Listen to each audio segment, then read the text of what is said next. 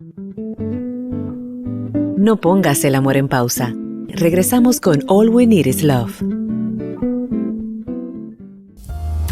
Estamos aquí de vuelta con Yasmín Cabrera, de Puerto Plata. No, yo me crié allá. Tú dijiste que tú estabas en bicicleta. Sí, en bicicleta mi papá trabajaba allá, yo nací aquí, me crié en Puerto Plata. Y mi familia del Cibao. Óyeme una cosa, Oye, qué amplio.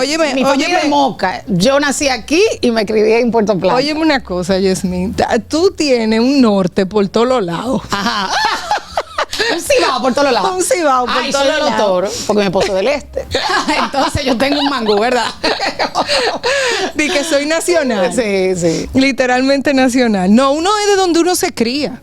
Yo pienso que uno es de donde uno se cría, porque ahí que están todos los recuerdos. Sí, es cierto. Mira, Yasmín, cuando te toca esa noticia, y digo te toca porque, tal como dices, es una cosa que probablemente uno no le esté esperando. Aparte, siento que en la crianza de la mujer, el tema de la maternidad, no sé, yo no sé ahora, pero yo soy madre y soy madre de un varón y 2 hembras, pero es como que está como en el inconsciente, en el subconsciente colectivo. Es como que, en algún momento me van a dar mi nieto. O sea, ¿tú entiendes? Tú estás esperando como que esa carajita vaya a tener un hijo en algún momento. Esa hija tuya, esa nietecita tuya, esa sobrina tuya. Entonces, eso se mete ahí en la piel de una mujer. ¿Cómo fue para ti ese momento? Mira, yo creo que hay personas que no lo desean y perfecto, me parece, el que no quiere ser madre, que no lo sea, porque el mundo está muy complicado. Pero regularmente el que quiere ser madre lo lleva muy intrínseco, o sea, es parte de la naturaleza, o si no, no hubiésemos evolucionado. O sea, la supervivencia de la especie, querer ser madre, porque si no, tú no tienes un hijo, porque tú sabes los sacrificios que se hacen por un hijo. O sea, solamente un deseo tan grande de tener un hijo te hace ser madre. Partiendo de allí, yo nunca pensé que tenía problemas. De hecho, tenía amores, me casé, fui al médico, todo estaba bien, y cuando empezamos a buscar, empezamos a tener dificultades. Mi esposo también tenía problemas y no lo sabía. Y la noticia fue muy dura porque, tal y como dices, no solamente es ese deseo intrínseco de ser mamá, sino que también hay un tema cultural. Sí, hay un tema de que es la normalidad. Todos esperan que tú seas mamá. Sí, todo, o sea, sí. Es lo esperable, que tú seas mamá, que tú seas abuela. Entonces hay un tema también de presión social, que las personas no lo hacen por nada. A mí me preguntaban, ¿y cuándo es? Ya está bueno de divertirte.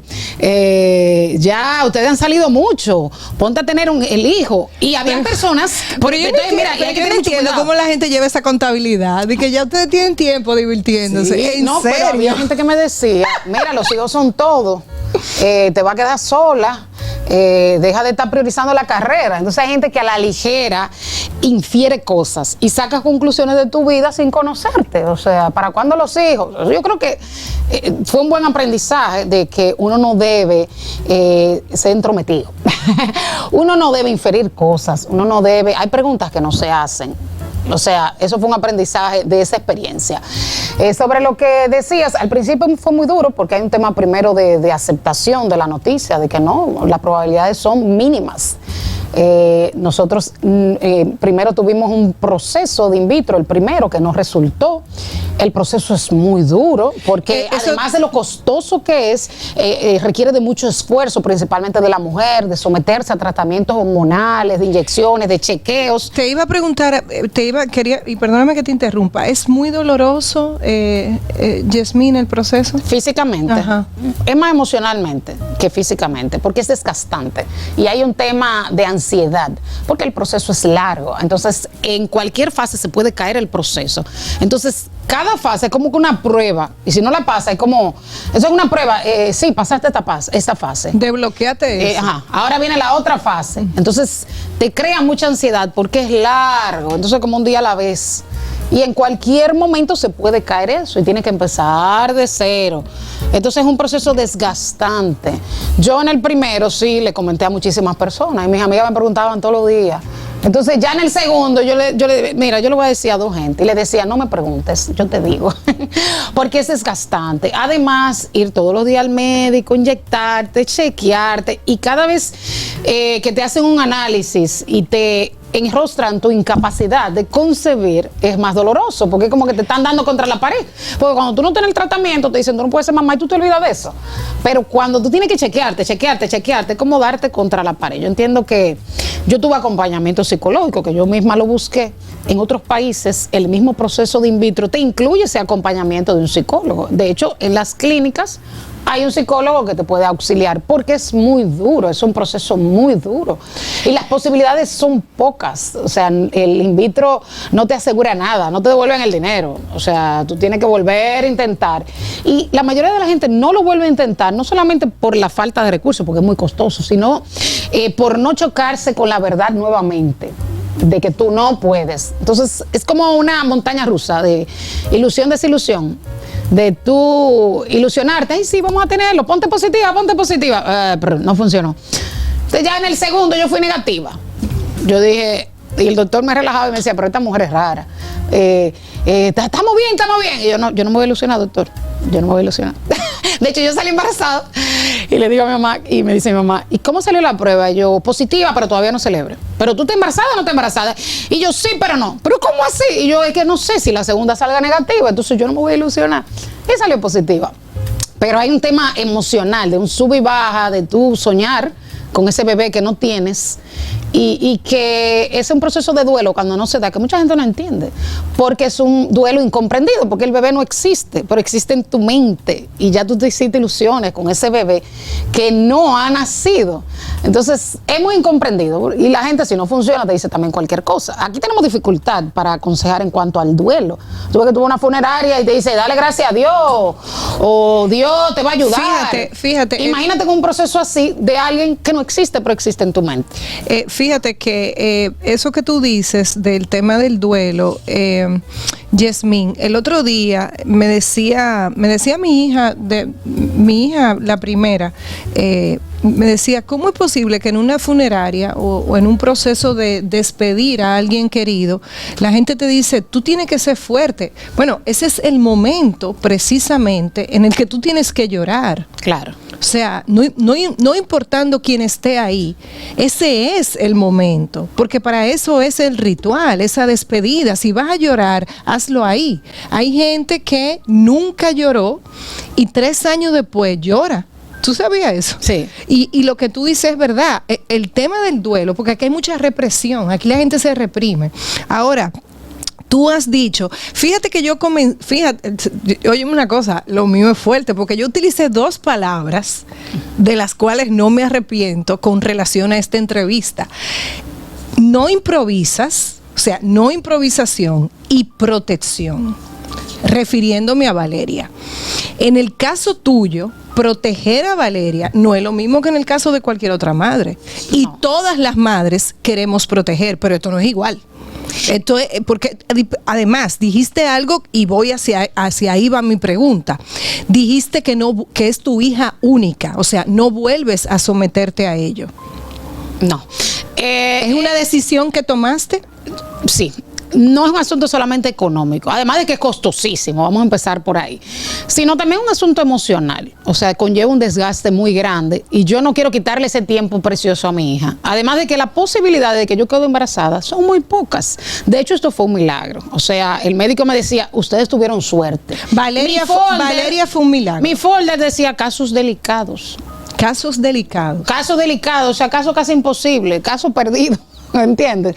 O sea, a mí nada más me sobrevivió un embrión, y ese embrión era bueno, porque tú puedes tener, yo conozco personas que han tenido varios embriones y ninguno se pega. O sea, luego que tú tienes el embrión, dura varios días en desarrollarse y luego te lo adhieren. A veces no se adhiere y se pierde, en la mayoría de los casos, en muchos casos. Es que yo no sé, Yasmín, digo, es que el proceso es medio complejo. No, es que tú me estás narrando y yo siento dolor. O sea, yo soy muy sensible. O sea, yo te escucho y tú me dices, no, parece que tú tienes una alta, ¿cómo que se dice cuando uno aguanta el dolor?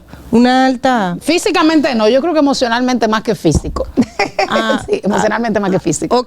O sea, una alta tolerancia al dolor. Porque es que tú me lo estás narrando y a mí me está doliendo. Te lo juro. Pero yo estoy muy consciente de mi realidad, de que yo tengo que bajarle algo. Mi esposo dice, tú vas a ser muy protectora. Pero también estoy consciente de que por haberme costado tanto sacrificio, por ser un milagro, yo la aprecio más. Yo de hecho todos los días doy las gracias a Dios, a pesar que estoy explotada, porque tú sabes lo que es el posparto, ¿verdad? Sí, que no es claro. nada fácil. Claro. ¿Qué Además tiempo yo tiene? trabajo, ¿Qué tiempo ella tiene 4 meses. 4 meses. Yo además yo tengo 2 trabajos, estoy lactando, tengo que extraerme en la calle, o sea, estoy muy cansada, pero yo todos los días le doy gracias a Dios por mi hija, porque yo estoy consciente de que muchas personas no han podido, y eso también me mueve bastante, y de que yo pude no tenerla, y ahora yo disfruto de una niña que me da mucho amor al margen de que esté muy cansada. Pero bueno, dicho todo esto, yo estoy consciente de que puedo ser muy sobreprotectora y que eso me puede jugar de forma negativa en un futuro, de que hay que dejar que se tropiecen, de que hay que dejar que se desarrollen. Pero ya veremos, porque la maternidad viene con sus retos, con Sí, sus claro, culpas. Claro, tú estás viviendo un día a la vez. Un día a la vez, pero ya veremos qué nos depara el futuro. La misma mi hermanita me dice, tú vas a ser protectora, tú vas a tener que, Sí, que es que hacer tu revisión diaria. Yasmín, yo no sabía nada de esto. Sí. Yo me estoy, señores, ustedes saben cómo yo hago este programa, que yo me entero aquí. O sea, no es que Mayerly me dijo nada. Y fíjate, yo nunca había utilizado esa palabra con ninguna otra madre. Y yo aquí he entrevistado muchas mujeres. Protección. Y fíjate, contigo, eso es Dios. Entonces, óyeme. Dijiste algo también que me llamó la atención. Estuviste en este proceso con ayuda psicológica. Voy a repetir lo que siempre, voy a hacer el disclaimer que siempre hago, o sea, la advertencia que siempre hago. No estoy en contra de ningún psicólogo ni nada por el estilo. De hecho, tengo una hija que estudia psicología y tengo un hijo también que trabaja el tema de salud mental. Yo siento que se le da un peso al tema psicológico en todos los procesos, que sí lo tiene. Pero ¿dónde queda la parte espiritual? O sea, ¿dónde queda la fe?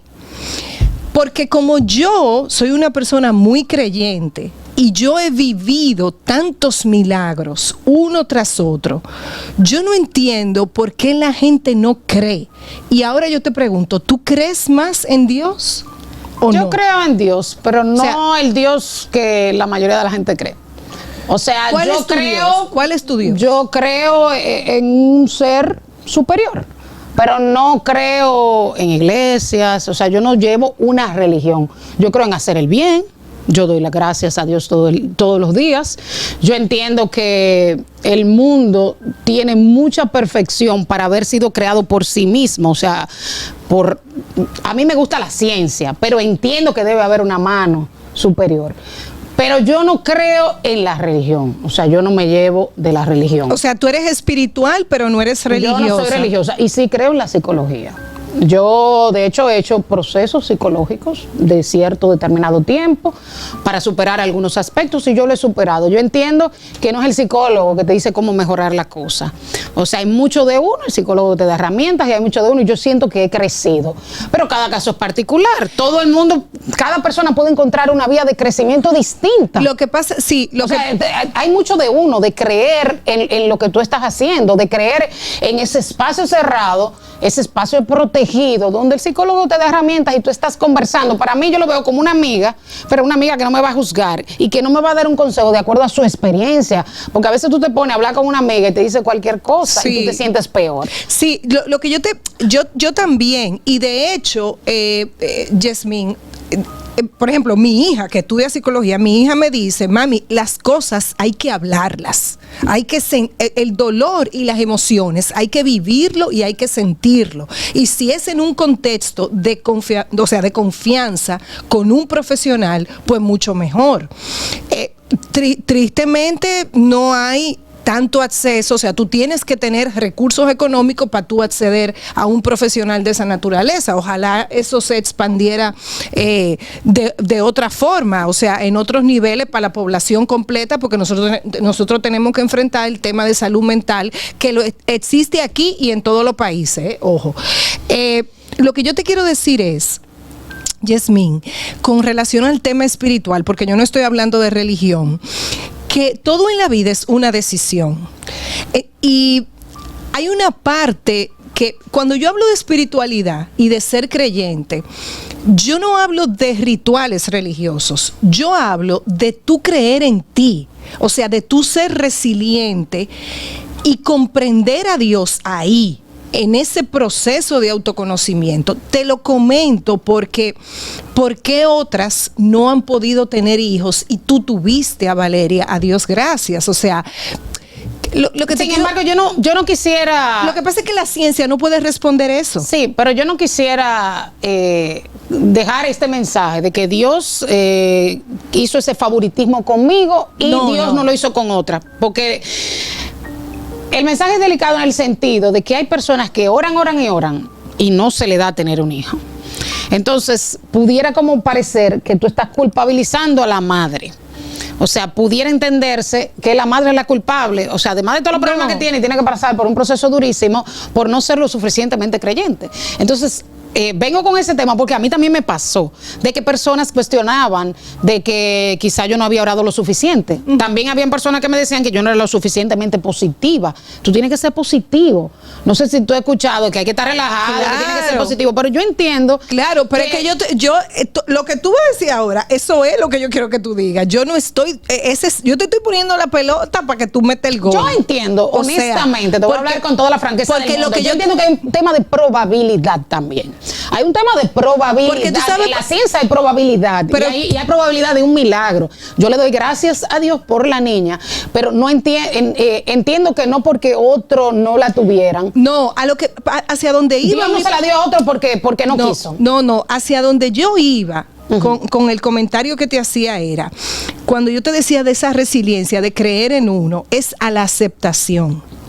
A eso era que yo iba. Y en ese sentido, yo sé que el trabajo psicológico que tú hiciste, por eso tú me dices que a nivel del dolor, tú me dices, no es tanta tolerancia física, es tolerancia emocional.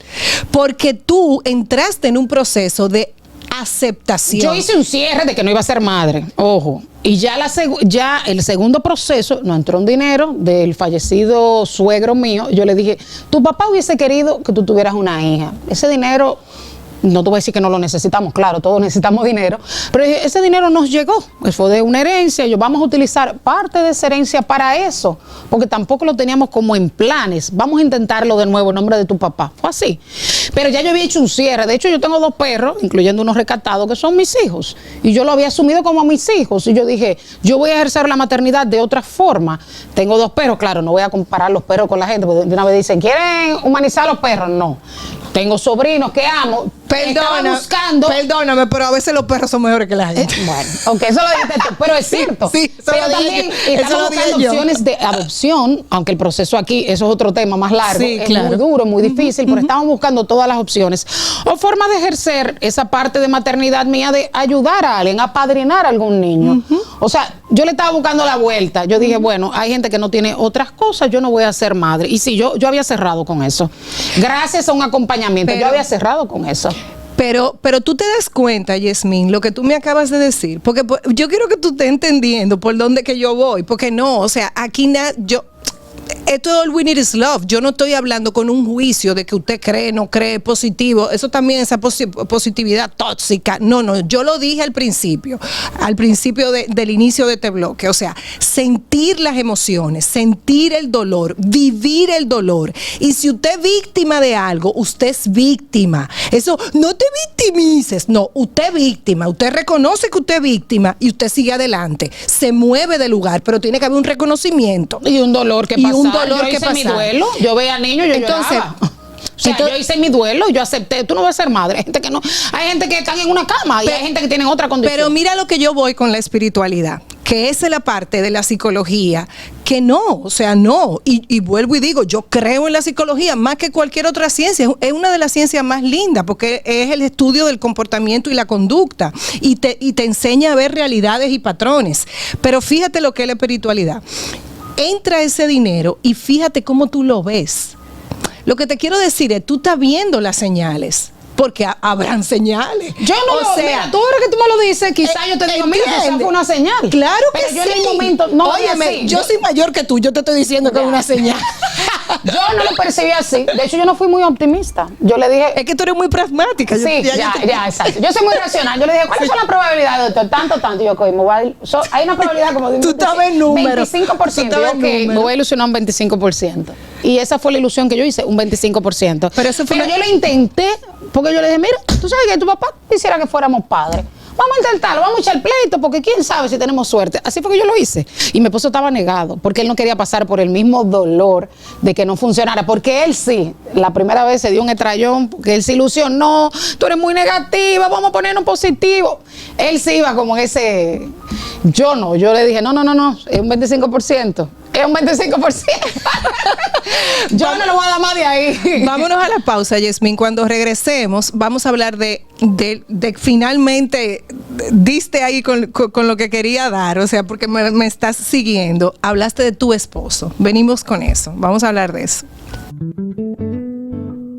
No pongas el amor en pausa. En breve regresamos con All We Need Is Love.